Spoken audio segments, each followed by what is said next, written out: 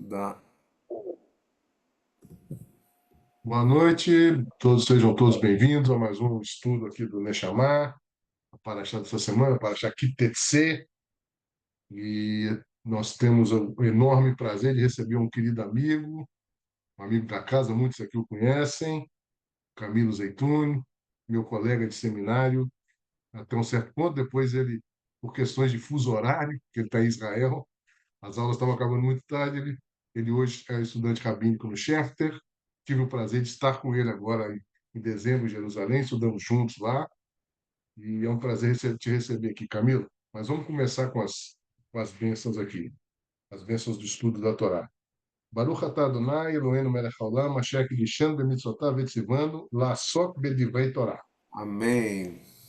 Becharev na Adonai Eloheinu et divrei Toratecha befinu vefi amcha beit Israel.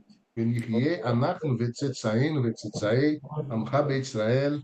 Kulanu yodei shemecha belomdei Toratecha lishma. Baruch atah Adonai hamelamed Torah leamo Israel.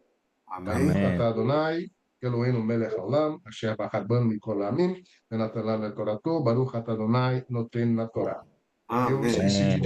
Eu esqueci de dizer que o Camilo, além de estudante no Share, é também Razan e Moré lá em Israel, tem uma série de alunos de Bar Mitzvah, Bar e Bat Mitzvah, e também trabalha numa sinagoga em Tel Aviv.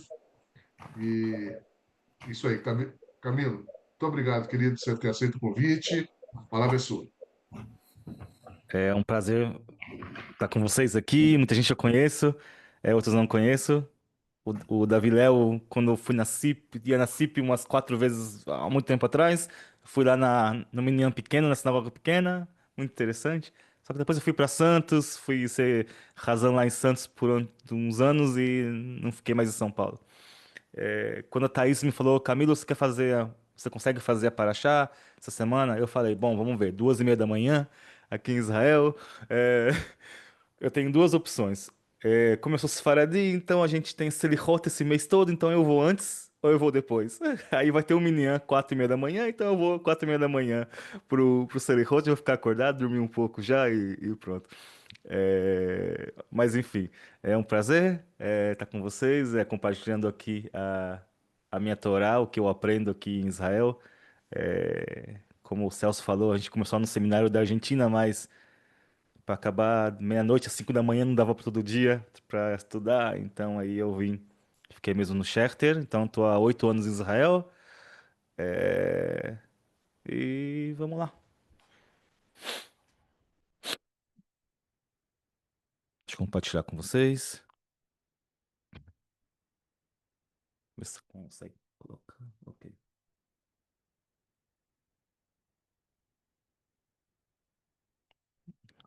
Para falar da Parashá Kitetsela Milhamá, quando você sair a guerra, a gente está no 698 dias que começou essa guerra.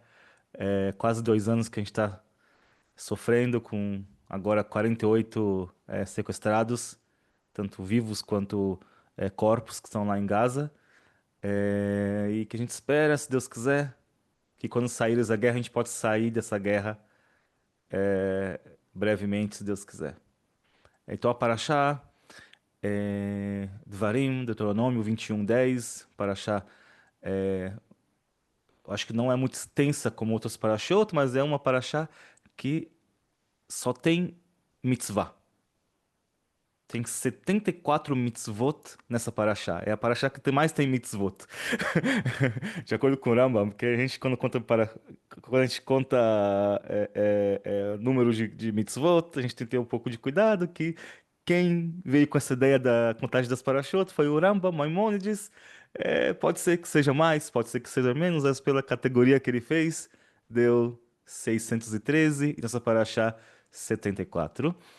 É, Só para falar o que essa paraxá resume um pouco, é interessante que se a gente for falar cada tema dessa paraxá, a gente pode ficar aqui um ano.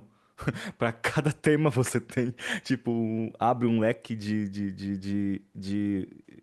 de assuntos, é, como regras da guerra, a gente tem a mulher cativa, o primogênito que tem o direito realmente de ter a herança dele. O filho rebelde, nossa, se a gente for falar do filho rebelde, a gente pode falar, enfim, anos desse filho rebelde. As leis sociais de responsabilidade, enfim, a gente vai falando a regra, ajudar o próximo, um animal caído, outra que eu gosto muito desse tema do animal, até se o jumento ou se o boi do seu pior inimigo tiver caído, você tem que ajudar. Então, ética. A Torá, ela pede ética. E quando a gente vê a Torá com todas essas mitzvot, a gente sempre parece que não é mais relevante hoje em dia as mitzvot. Porque a gente olha para a Torá como um texto religioso, somente religioso, mas a Torá, ela é uma constituição de um povo. Ela tem leis religiosas, tem leis civis, éticas, enfim, como a gente fala, as leis de você com o próximo e de você com Deus. Então tem várias categorias de leis e por acaso também o povo precisava de uma religião e a conexão com o divino foi estabelecida como você deveria chegar até Deus. É, a pureza e santidade, isso sim a gente vai falar sobre a guerra contra os outros povos, que você tinha que exterminar, os moabitas, os amonitas, enfim. A justiça social e econômica, a proibição de cobrar juros de um judeu, sendo que Israel, os juros é um dos maiores que o banco cobra. Ou seja, até que ponto a mitzvah, a Torá, ela é relevante ou ela é aplicável? Tem gente que pensa que a Torá ela é aplicável 100%. A gente não é um povo que usa a Torá ou a Alahá como fosse uma lei absoluta. A gente tem interpretações e essas interpretações vão falar, às vezes, até contra a Torá. Eu acho que o trabalho que os rabinos fazem, né? A Torá é o texto, vamos falar, a Constituição, e os rabinos são os advogados, que eles vão tentar eh, fazer uma ronda. O que a Torá proíbe, eles permitem. O que a Torá permite, eles proíbem. Então, os rabinos, através dos séculos, eles vão fazendo isso, e por que a gente também hoje não possa fazer isso? Eu falo sempre, a gente que é dos movimentos liberais, ou massorti, ou reformista, a gente tem essa grande responsabilidade de continuar o trabalho que os rabinos fizeram, de dar, é, é, é, fazer que a Torá seja palpável, seja, nossa, me foge as palavras, enfim, seja próxima do povo, que a gente possa cumpri-la, que a gente possa cumpri-la. Porque se um texto lá, sem interpretação, sem Torá não é Torá, é um texto histórico que fica lá na prateleira, ou tá na biblioteca maravilhosa do André, fica lá na biblioteca, enfim, essa é a nossa responsabilidade. Que infelizmente nossos irmãos ortodoxos pararam nessa interpretação, muito difícil continuar essa Purihut, essa florescimento, esse florescimento. Tudo bem? Só para a gente falar o que essa paraxá fala, como eu falei, a gente tem 74 mitzvot, mandamentos, a vida cotidiana, as relações sociais e a justiça. E esse é o texto da Torá. Aqui no seminário, acho que o Celso conheceu a Rabina Mimi. Rabina Mimi, Mimi Feigsson, ela é a primeira mulher rabina ortodoxa ordenada no mundo ortodoxo, isso há uns 25 anos, nos Estados Unidos. Quem ordenou ela foi o Carlebach, então ela é discípula do Carlebach, e ele, como era Chabad e também racídico, ele tem uma Torá muito interessante, e ela ensina muito a gente Hassidut, aqui no Schechter, e ela fala que geralmente quando a gente vai falar com pessoas que não falam hebraico, essa pessoa tem o direito de pelo menos ver o texto hebraico, por mais que ela não entenda. esqueleto, Hassidismo, Kabbalah, a gente tem todo um contexto aí de filosofia e de enxergar a Torá. Então, nos textos eu coloquei em hebraico, mas também tem a tradução que a gente possa, quem consegue ler, enfim. Então, a Torá a gente vai falar: quando saíres à guerra contra os teus inimigos e o Senhor teu Deus os entregar nas tuas mãos e tu os levares cativos. Eu acho que desde o 7 de outubro a gente viu realmente a diferença que a gente tem. Ou seja, eu acho que na história judaica, ou recente ou antiga, a gente não tem que a gente faz uma guerra e pega as pessoas cativas. Você tem, tudo bem, os prisioneiros de guerra, porque, enfim, mas não assim que você pega como pessoa sequestra as pessoas. Mas já que uma vez Deus, no caso aqui, deu para vocês esses cativos, esses prisioneiros, você tem que ter um respeito por eles. Você não pode fazer o que você quiser com eles. Isso é o que a Torá traz. É, peguei um texto do Talmud, do Sotá, Tratado de Sotá, fala assim: o que é ensinado na Braita. Braita é um texto que não conseguiu entrar, não entrou no Talmud, que os rabinos foram, tipo, se você colocar também tudo na Torá, no Talmud, você já um, uma enciclopédia enorme. Se você colocar mais coisas, não vai caber. Não tem como terminar o Talmud.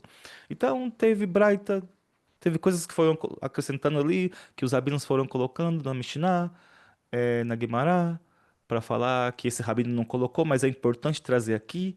E geralmente, quando tem uma Braita, fala que esse rabino que falou um certo ponto, ele tá errado.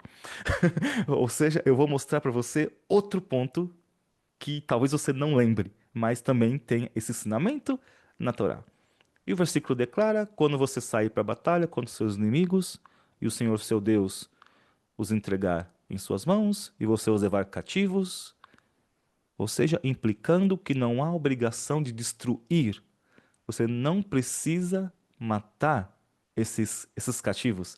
Vamos falar prisioneiros nos dias de hoje. Esses prisioneiros, você não precisa matar esses prisioneiros. Ou seja, a gente tem, eu também tenho isso. Tipo, eu também tento me policiar, também tento me. Também, e eu estando em Israel no meio do conflito, então é muito. A gente fica com esse ódio no coração que fala: ah, todo palestino que está em Gaza é ruim. Todo, tem que matar todo mundo. Isso é o que a gente vê, ouve pra cima e pra baixo, nas redes sociais, enfim. E a gente tende a levar também esse pensamento às vezes, e a gente tem que ficar muito com o coração que não é realmente assim.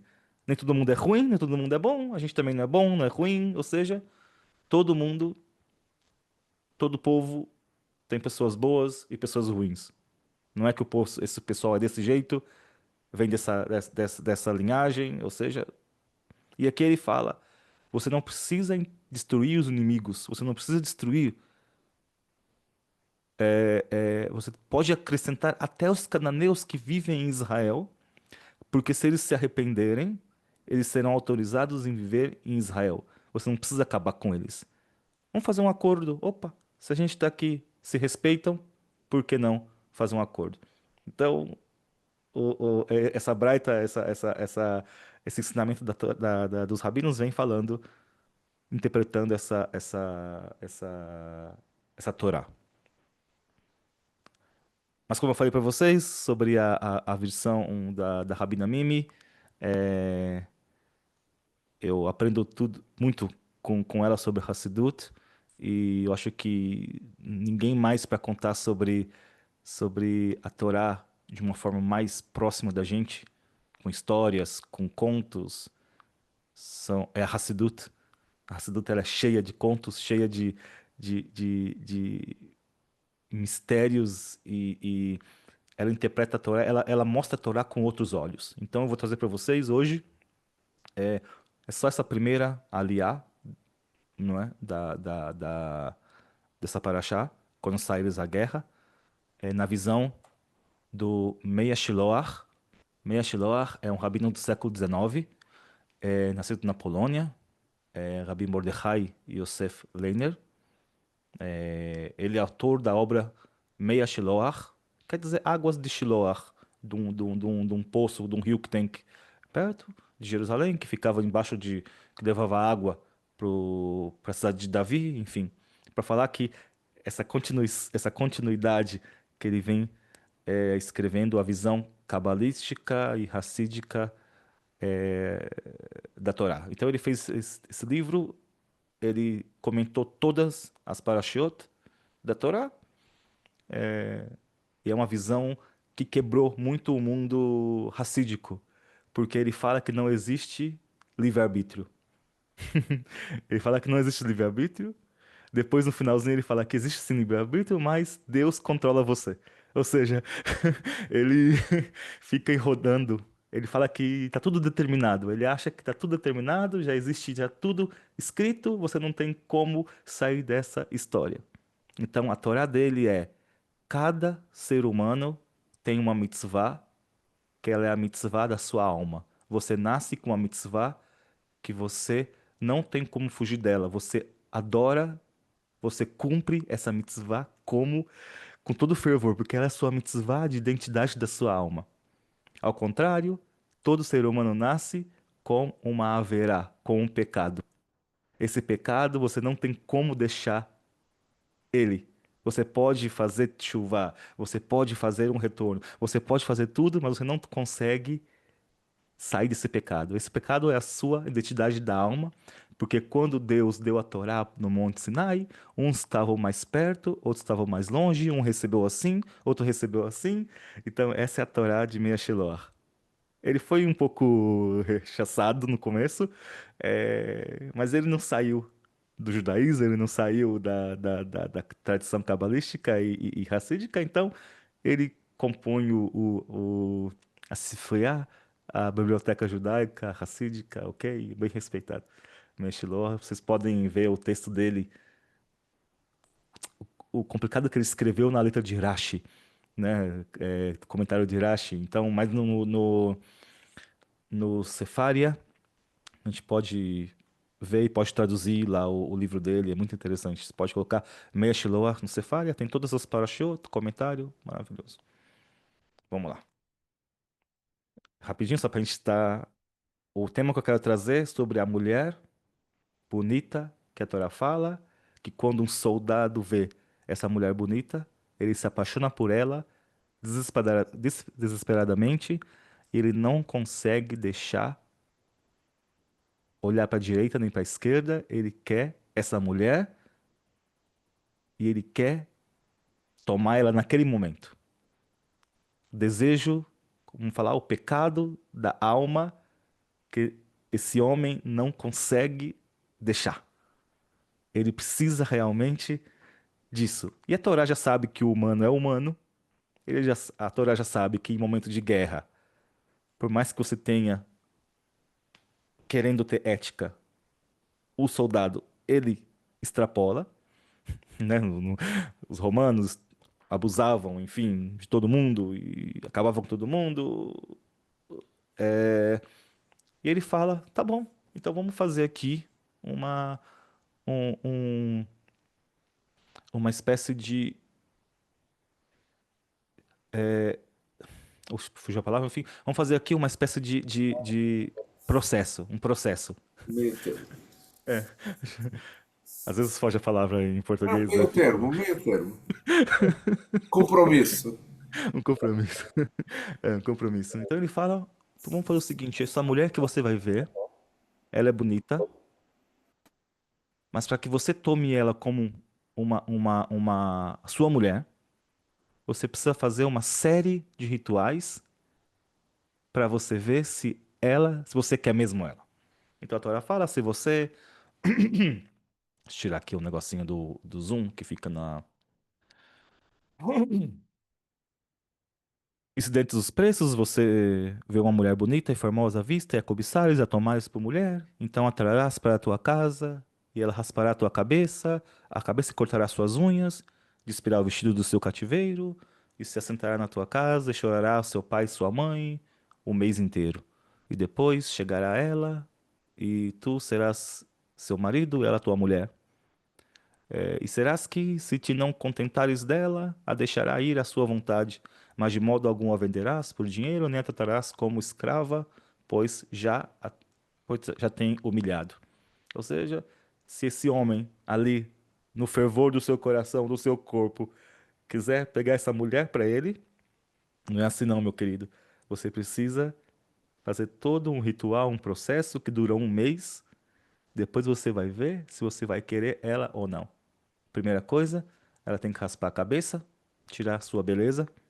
Não sei também se alguém que tá no cativeiro tá bonito, não sei. Ou seja, tem que desgraçar ainda mais essa mulher para que você não queira ela. Tipo, é olhar com outro olho para essa mulher. Interessante que no comentário que eu vi, os levitas também faziam isso.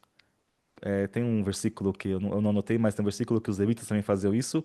É, a gente também sabe não é os levitas, os Shimshon, Sansão, ele era o que era o que Sansão era? Era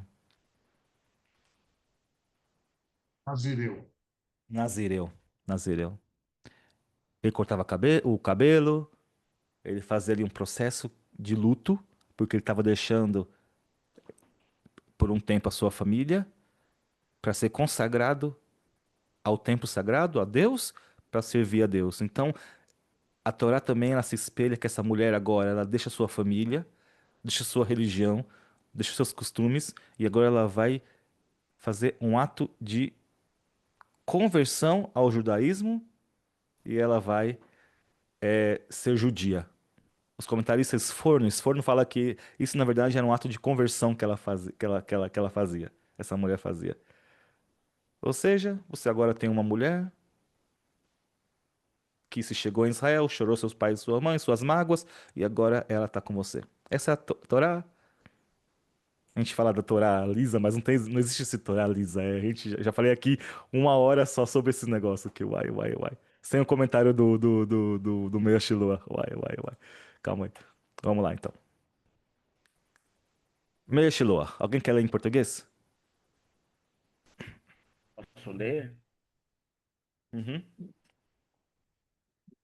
Boa noite. E tu haverás entre os cativos. A Guemará, em Kedoshim 21a, explica que a Torá falou aqui apenas em relação ao instinto do mal, Yetzer Hara. O que isso significa? Normalmente, a Torá não permite concessões diante da inclinação negativa, mas neste caso específico, ela abriu uma exceção, pois há situações em que o desejo da pessoa se torna tão forte que ela não consegue resistir de forma alguma. Nesses casos, entende-se que a própria providência divina está envolvida, como aconteceu em Rudá e Tamar, Bereshit 38. Por isso a Torá revelou essa permissão para que o coração daquele que caiu nessa situação não se abata nem se desespere. Então, essa é a Torá de Meia Shiloh. Ou seja, ele viu esse homem que está ali, desejando essa mulher, ele está com o Yetzer Hara, com inclinação por mal, só que a Torá de Meah Shiloh fala que não existe esse negócio de você estar longe de Deus, ou longe do processo divino de Deus. Por mais que você faça o bem ou o mal, você está dentro da providência do plano de Deus. E Meah Shiloh, ele conta aqui a história de Yehudá. E Yehudá também, ele viu Tamar, bonita, e falou assim, opa, eu quero essa mulher. E pegou ela para ser sua mulher. E dessa relação complicada, ruim, proibitiva, nasceu Pérez, que era o ascendente do rei David. Ou seja, uma coisa que era ruim, que parecia que seria ruim, que é a inclinação do mal. Ou seja, ele fala que a Torá não permite que você seja. Na verdade, a Torá, ela ela mesma proíbe e permite. É proibido casar com a irmã do seu. É proibido casar com a mulher do seu irmão. A Torá fala isso. Mas se o seu irmão morrer e não deixar filhos, você, como irmão dele, tem a obrigação de casar com ela e dar filhos. É proibido você pegar uma cativa para casar. Tá escrito. Mas aí, ó, a Torá permitiu.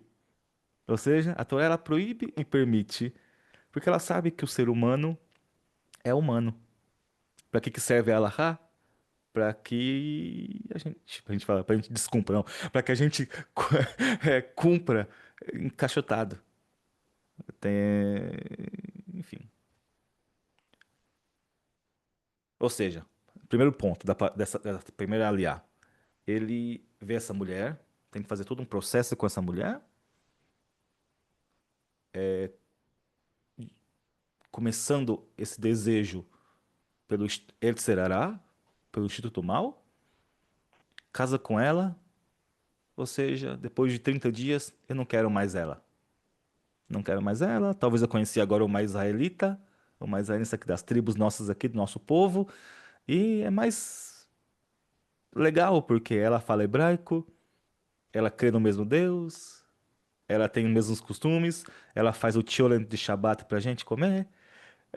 Entendeu? A outra não, a outra faz outra comida, não tem como. Eu acho que não quero mais essa mulher, não. Então a Torá, ela continua. Quando o homem tiver duas mulheres, ou seja, olha que interessante. Quando eu preparei essa apresentação, fui lendo o Mei Shiloach, eu nunca na minha vida, olha, de muitos anos, eu nunca tinha feito uma ligação entre a cativa, que agora ela é odiada, e esse homem tem uma outra mulher, com a segunda parte dessa paraxá. Ou seja, ele agora tem outra mulher, tem duas mulheres, uma que ele ama e uma que ele odeia. A primeira mulher, que ele odeia, ela tem um filho. Ele é o primogênito. E a Torá fala, por mais que você odeie essa mulher, esse filho primogênito é dela e você tem que dar a herança para ele. Porque a gente geralmente tem aquele coisa de, não, tem que ter o filho da mulher que a gente gosta. Eu acho que o padrão médio do pai brasileiro dos anos 90 some no mundo e a nova mulher e aquele outro filho é o pai céu que eu amo agora, porque tá com ela. Entendeu? Essa o filho atrelado ao amor da mulher. Ou seja, se ele ama a mulher, ele gosta do filho. Se ele odeia a mulher, ele não gosta do filho. E a Torá, ela agora vai falar: não, você pegou essa mulher lá do cativeiro, fez todo o processo com ela, casou com ela, e porque agora você tem um filho com ela, o primogênito, o direito de primogenitura é desse filho. Não é do filho que você não. Da mulher que você ama. Ou seja, é uma proteção da mulher também e uma proteção do filho dessa mulher. A gente pode entrar aqui, não vou entrar na questão de Abraão, Isaac, Ismael, enfim, mas é outra coisa. Aí vamos falar que é antes da Torá, ou seja, enfim, isso aí é outra aula. Aí dessa relação, vamos falar o seguinte: você pegou essa mulher cativa, você odeia ela, mas ela é sua esposa ainda. Você tem ali um filho com ela, ele é o primogênito, e esse filho é um filho rebelde. Esse filho é um filho que não escuta os pais. Esse filho é um filho que só faz coisa errada. Então a Torá, ela fala. Alguém quer ler?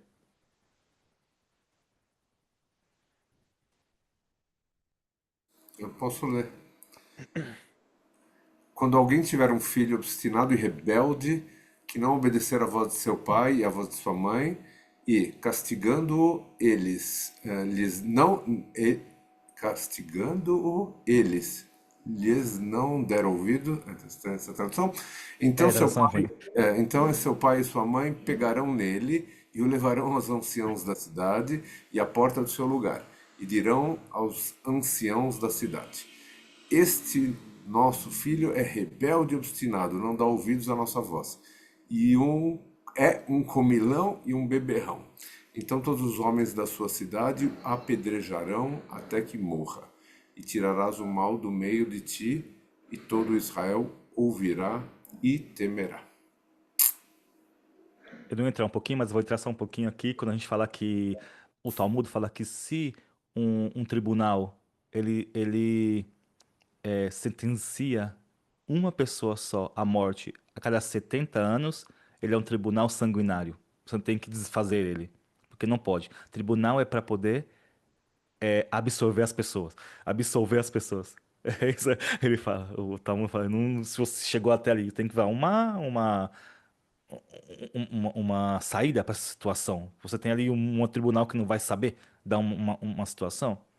E o Talmud, só para rapidinho, ele fala que, vamos então falar o seguinte, a Torá fala isso desse filho, mas um filho rebelde que não ouve a voz do seu pai. Então vamos falar o seguinte, para a gente poder matar ele, é porque ele não consegue identificar a voz do pai e da mãe. Por isso que ele não consegue é, é, ouvir, obedecer à voz do pai e da mãe. E para matar ele, o pai e a mãe têm que ter a mesma voz, a mesma altura e tem que se parecer. Quando o filho olha para ele, não sabe se é homem ou mulher, se é o pai ou a mãe. Ou seja, tem que ser um gêmeo. O pai e a mãe têm que ser gêmeos, entre aspas, para poder matar esse filho. Agora, o que é considerado filho se é 10 anos, 11 anos, um jovem? Porque fala aqui que ele ish ben sorer, que é um menino travesso. Mas esse menino já é beberrão e comelão, ele é criança, ele é adolescente, ele é. Não dá. Então a Torá fala, então, ou seja, essa lei não existe. O Talmud fala, essa lei nunca vai ser aplicada porque é impossível saber. Ou seja, é impossível saber. Agora, Meir Shiloh, ele fala, vai Jackson, Jacobson, você que estava lendo o Meir Shiloh, por favor. Ok. Quando um homem tiver um filho rebelde e transgressor, a sequência dos versículos segue assim. Primeiro, desperta no coração do homem o desejo de tomar aquela mulher, e ele imagina que seus atos são bons, pois aqui não se trata de um juiz ou de alguém que avalia com clareza. É Mais um soldado, tarde, né? É um soldado que tá ali no meio da batalha. Opa, quis a mulher, pronto. Ele não tá falando assim, eu vou pensar bem. Opa, será que eu vou ou não vou fazer? Não, eu quero ela, então, já que você vai querer, então vamos fazer aqui o ritual. Desculpa te cortar, é que eu quero comentar um pouquinho. Pode continuar, por favor. capaz, mestre. Mais tarde, porém, ao conhecê-la melhor, ele a odeia ao ver que suas ações não são como havia pensado e passa a desprezá-la profundamente. Ele fala, Wala, será que depois de um mês agora, pronto, passou o calor da emoção, passou tudo ali, então eu não quero mais ela. Continuando, Eu continuo. por favor. No íntimo, ele se pergunta: por que então desejei tanto tomá-la? Então por quê? Por que que eu fui besta? Tipo, quis tomar essa mulher? Por quê? Tipo, eu não tenho cabeça? Tipo, por quê? Eu vou agora seguir o meu coração ou a minha cabeça? Tipo, eu tô na guerra. Tipo, opa. Apesar disso, consola-se pensando: talvez dela me nasça um bom filho. Olha Mas lá, com- ele faz ele fala assim, bom, já que eu peguei ela, talvez vai ser um bom filho vai nascer dela, porque, né, às vezes esse negócio de mistura, acho que na Zico Sefaradi é bom, né, porque não fica só entre um gene, não fica só entre o outro, então vamos fazer o seguinte, vai nascer um filho bom. mas quando ver que o filho que nasceu é um rebelde e desobediente, ele o leva ao tribunal, onde é condenado à morte. Então, desperta em seu coração uma dor e compaixão por aquele filho que está sendo executado. Pois afinal, como diz a Guemará, Sanhedrin 72a, apenas porque comeu um pedaço de carne e bebeu meio gole de vinho, será ele morto? Então, tipo, coitado do menino, oxe, ele odiou a mulher, mas agora tem um filho que ele também odeia, porque esse filho é um rebelde. Mas no momento ali da morte do filho, da execução, ele fala: Meu Deus do céu, por quê? Apenas porque ele comeu um pedaço de carne a mais e bebeu um pouquinho mais de vinho, será que ele vai ser morto? É... Ok, vamos pular isso aqui? Ah, tudo bem. Depois a Torá fala que esse cadáver tem que ser ali colocado no madeiro para que o pessoal passe e tema, não é? Não precisa falar assim, olha, que não faça você também o que esse menino fez. E ele fala aqui para acabar o coração do pai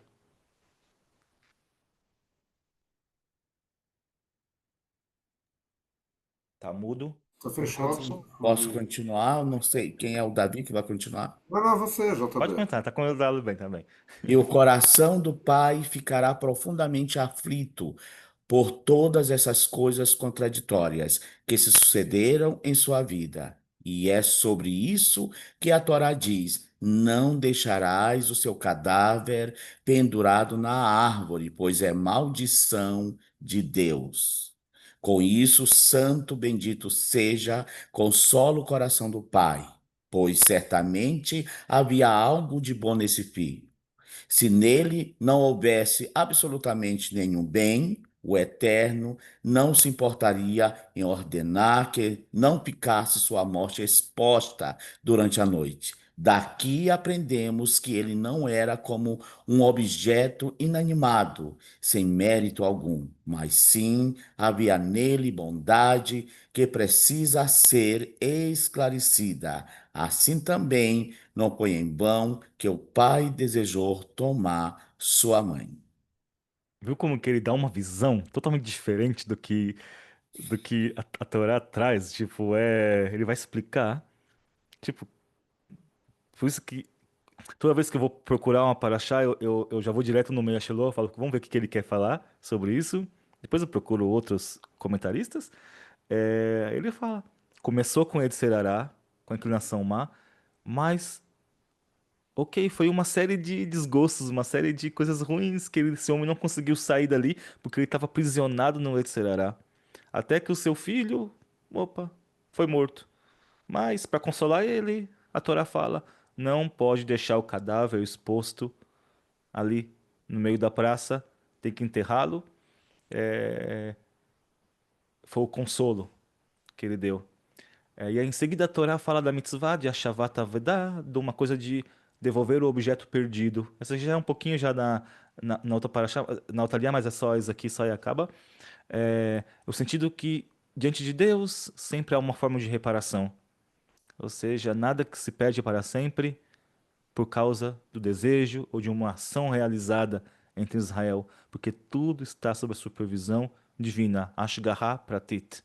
O fato de ele ter tomado aquela mulher não foi apenas por paixão, mas por causa pelo bem que existia nela. Talvez ele salvou essa mulher, que talvez ali ficasse no meio da guerra, ela seria morta ou seria abusada ali por outros homens.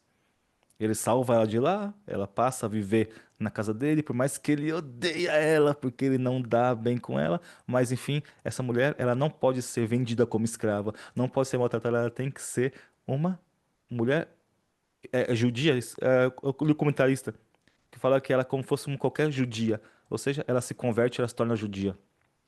Até mesmo a sua execução desse filho não foi em vão, pois por meio dela se esclareceu que de fato ele era merecedor, porque ele era um beberrão, comelão, enfim, e ele mereceu a justiça, que às vezes também é, não é só coisas boas que vêm com a gente, por as coisas erradas que a gente faz, mas a justiça tem que ser cumprida. Bom, acho que é isso. É isso, essa paraxá. Depois aqui, se vocês quiserem, eu deixo isso aqui com vocês. É o Misheberach para os Hatufim. Depois vocês podem. é,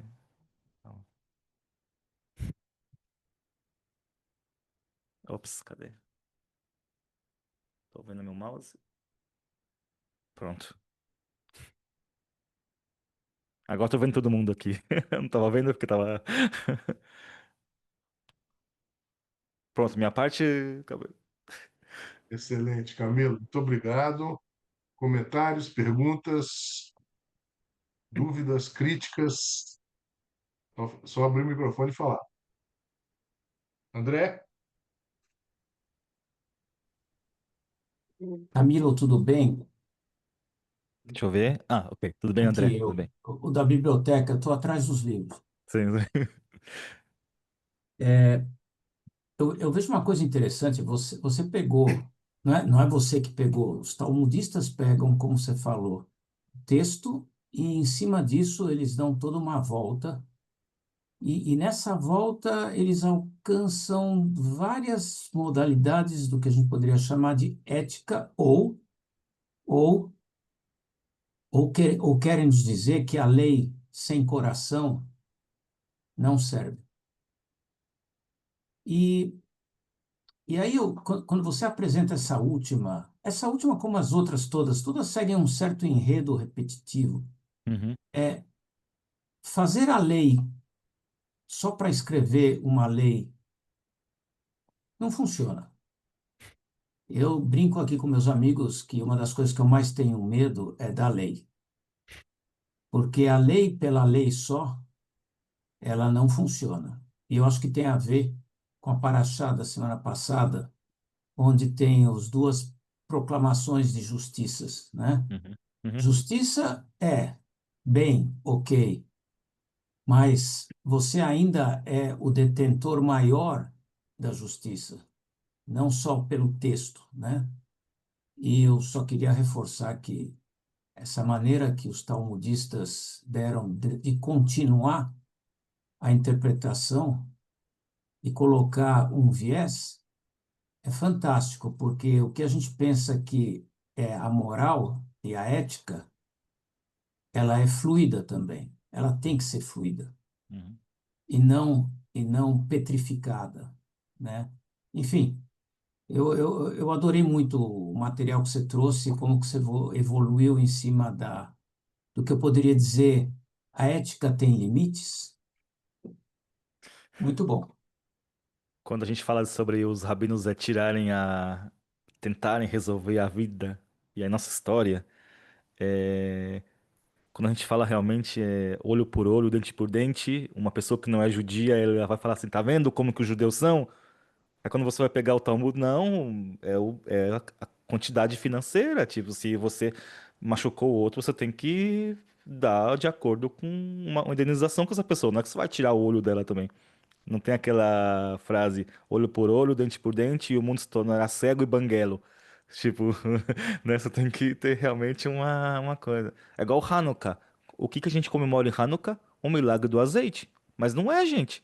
Hanukkah é o milagre, é a guerra que os Hashmonaim ganharam. E os rabinos, eles tiram a ênfase da guerra. Não, é o milagre do azeite. Ou seja, vamos fazer uma amenizada. Então, essa é a função do rabino. Ninguém vai chegar no rabino para perguntar, rabino, olha, eu fiz uma coisa errada, e agora? Ele quer que esse rabino fale assim, tá bom, tá permitido.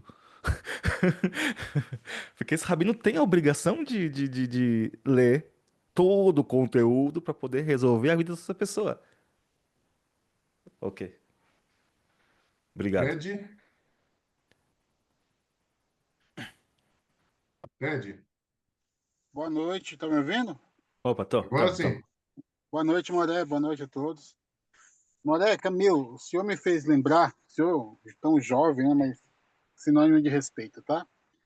De uma frase que eu aprendi ainda muito cedo, que o texto sem pretexto texto sem contexto acaba se tornando um pretexto via para heresia ou para práticas de injustiças, né? E isso o senhor me fez rememorar nos meus primeiros estudos da Torá propriamente dita, e a gente analisando isso também na prática, acaba sendo uma triste realidade. Não me refiro apenas à teologia judaica, mas de uma forma geral, por exemplo, os muçulmanos estão aí, né? Não todos, mas os mais radicais estão aí, né? Pegam textos lá do Alcorão,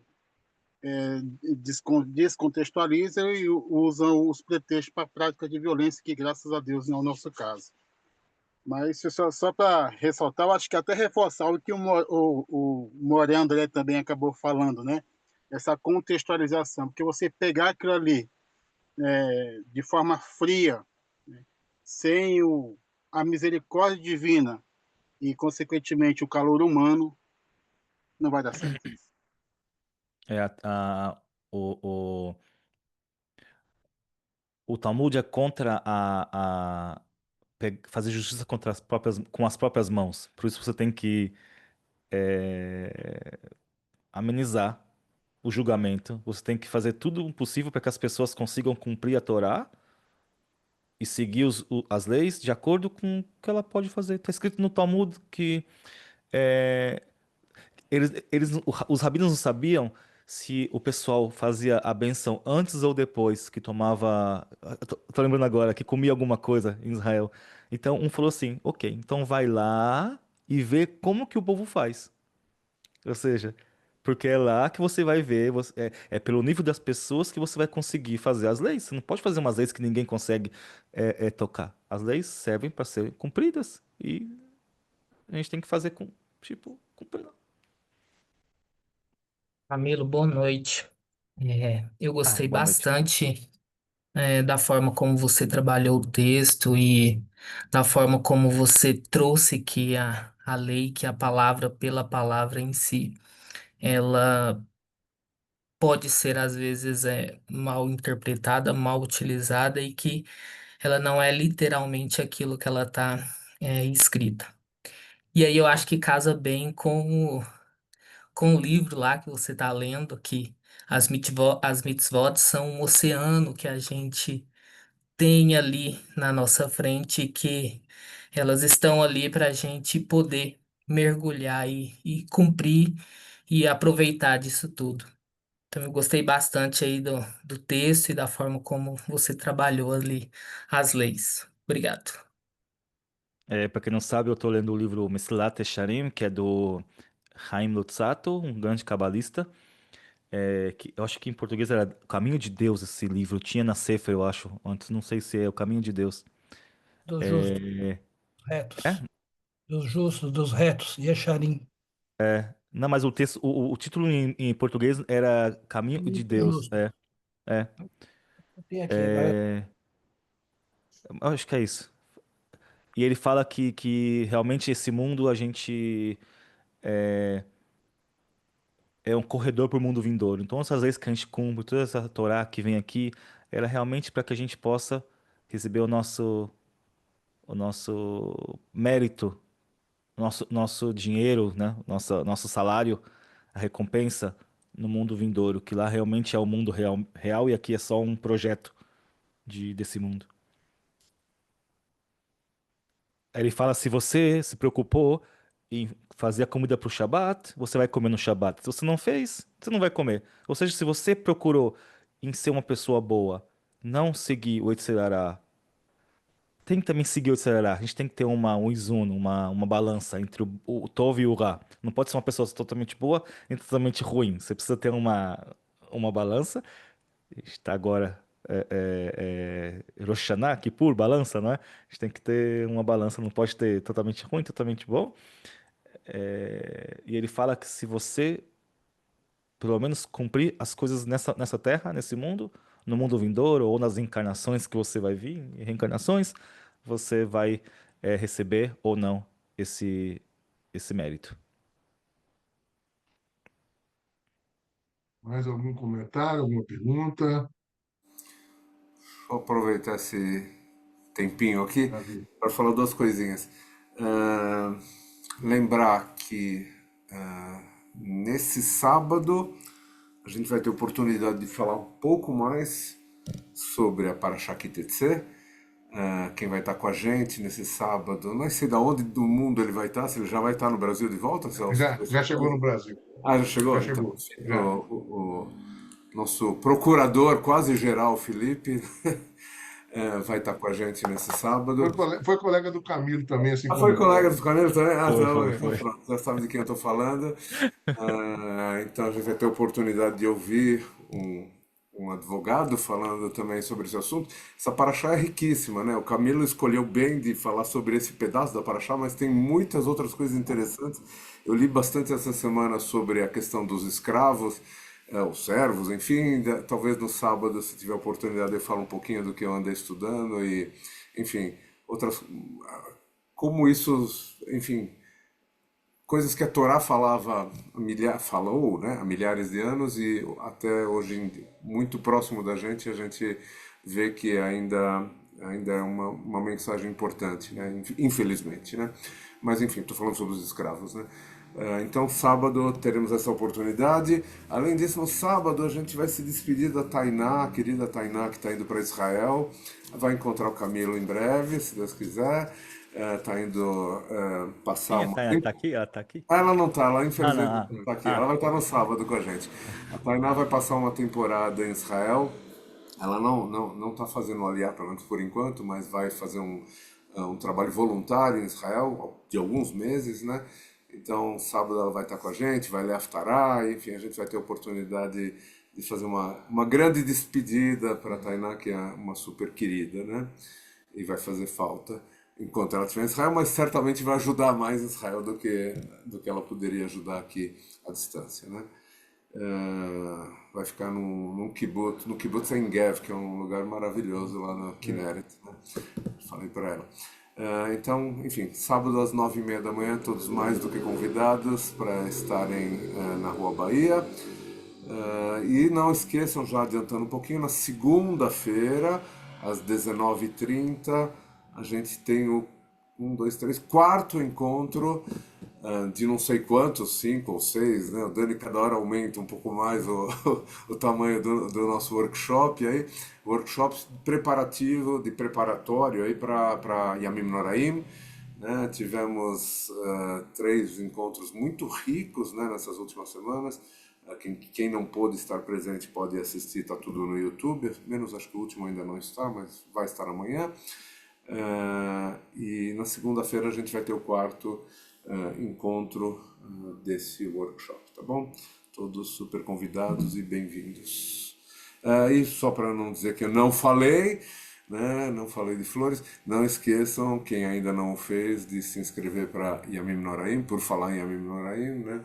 A gente precisa saber quantas pessoas a gente vai ter para a gente estar devidamente preparado em número de cadeiras, número de mahzorim, enfim, toda a infraestrutura que a gente vai precisar nesses 5 dias, né? São 5 dias que a gente vai estar junto, vamos estar juntos durante Yamim Noraim. Então, E aqueles que se esqueceram também e não mandaram para o Celso ainda o seu vidui, por favor, escrevam o seu vidui e mandem para o Celso. Vidui Chegou pessoal. 2 até agora. Só recebi 2. Ai, ai, ai, esse pessoal tá devagar, né? Mas tá bom. Quem quiser se inspirar nos que já foram mandados, eles estão no grupo dos frequentadores. Então, exatamente esses 2. No da Fernanda, quem que é o que mais escreveu? A Fernanda aí? A Lu, A Lu. a Lu. A própria Lu, tá certo. A Lu E não eu vou vale. mandar o que eu li, o que eu li Você na ficou aula, eu vou mandar também. Tá bom. Uma inspiração. Muito bom, gente. Camilo, super obrigado mais uma vez. obrigado. Obrigado, Uma alegria Camilo. poder te ouvir aqui. Sei que tá tarde aí, também não vamos ficar te segurando muito, mas boa slichot aí. Peça por nós também perdão aí, porque a maioria aqui são ashkenazim, tem umas exceções, louváveis exceções aqui também, mas Algumas pessoas que salvam o grupo. é verdade. Pelo menos 2, né, que eu tô vendo aqui. Mas enfim, nós vamos começar a fazer esse slichot só mais pertinho de hoje. Só sábado que vem. Tá bom. Você vai no Kotel, Camilo? Amanhã, amanhã. Amanhã? É. Hoje eu vou aqui na sinagoga perto da minha casa, que é marroquina. Uau, ixi, nem fala isso pro Dani, não fala isso pro Dani, porque ele já vai sair correndo para ir para lá também. Tá joia. Boa noite, gente. Boa Fala, noite. Fê. Fala, Fê. Aproveitando, não, só aproveitando que ele falou que vai estar no Cotel amanhã, eu peço que ele coloque no Cotel por uma questão de melhora mesmo de saúde. Eu peço, Ah, peço. se você entendeu, Eu Camila? adorei seu. Sim, sim. Se você não entendeu, a Fernanda, que é Rivka Haya Batavram Vessará, tá pedindo, já que você vai estar no Cotel amanhã, para pedir por ela, pela saúde dela, tá bom? Peço sim. Tá bom, obrigado, Camila. Camilo, muito obrigado, querido. Tchau, tchau. Obrigado. Shabbat shalom pra você. Obrigado, Camilo. Sempre bom Camilo, revê-lo, obrigado. meu Shalom. querido. Prazer te ouvir, tá? Até sábado, Shabbat gente. Até shalom. sábado. Nos vemos no sábado. Shabbat shalom. Shabbat shalom. Obrigada, Camila.